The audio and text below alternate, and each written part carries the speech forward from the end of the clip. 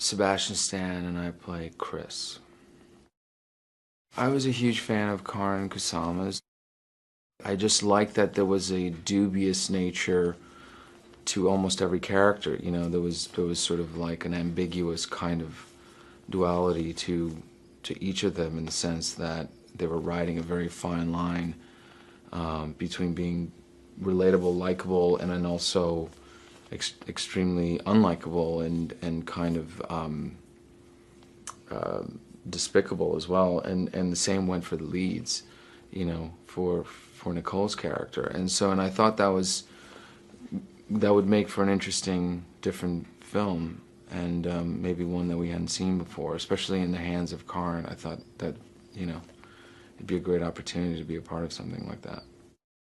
I think the partnership of her and Nicole in this movie is probably what stands out the most. I think, you know, you're getting her at probably operating at one of her best, you know, Karen, and then you're getting, and her doing that with like one of the most talented actresses that we've ever known, playing a role that she's never played before in a very different, unrecognizable way, and that marriage, I think, is what makes this movie, you know, special and unique. But with Karen, I think it was refreshing that, you know, it's nice to have a woman director, a woman DP, a woman AD, a woman editor. You know, I mean, just across the board, you know, women sort of led this whole thing. For Karen, like, I feel like she was one of my favorite directors ever, in a way, because she knew what she wanted from the get-go, and then but at the same time knew how to lead you kind of when you needed guidance, and then also to leave you alone.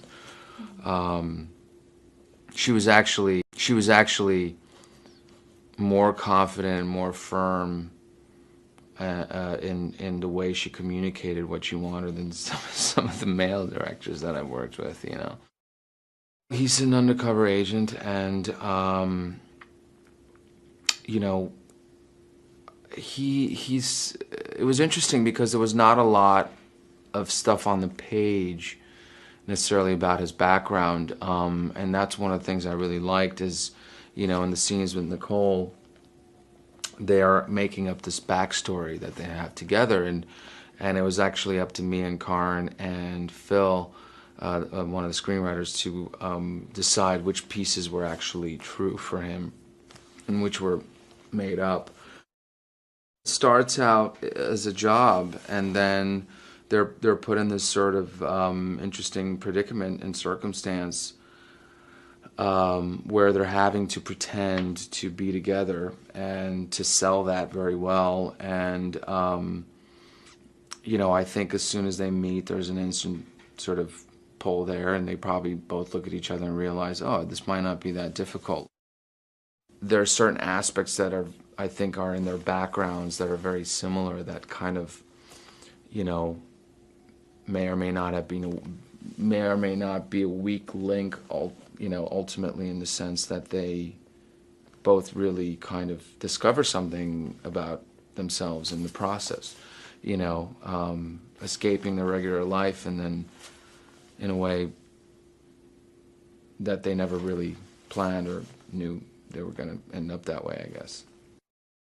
She's one of those people that just has a certain kind of an intensity. I mean, I find kind of that is, you know, just sort of seduces you. Like, you kind of get really wrapped up in it. I mean, it was, you know, my job in a sense was made easier that way, playing off of her, because I knew that, you know, she was very present with me, and so I was, you know, it was very easy for me to react off of, you know, I didn't really have to think much about anything, and that's a testament to her, as well as, you know, a generosity that she brings. I saw her, and it was strong. I mean, I was blown away, you know. I mean, just the makeup people were unbelievable.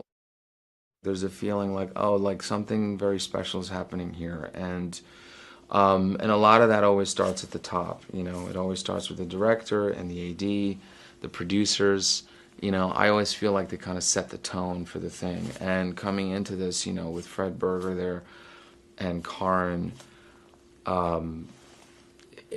it just, everything felt very sort of relaxed and confident in a way. One of the things about some of these undercover agents, you know, like some of the research I've done, was that it's very difficult for them sometimes to kind of tap back into real life when they're going into these jobs, and they have to go in and be so believable, because it really is like having a gun to their head. I mean, like, you can make one wrong move and you're dead, you know. And so to the extent that they go into these roles so much, sometimes in real life it just doesn't equate, you know, like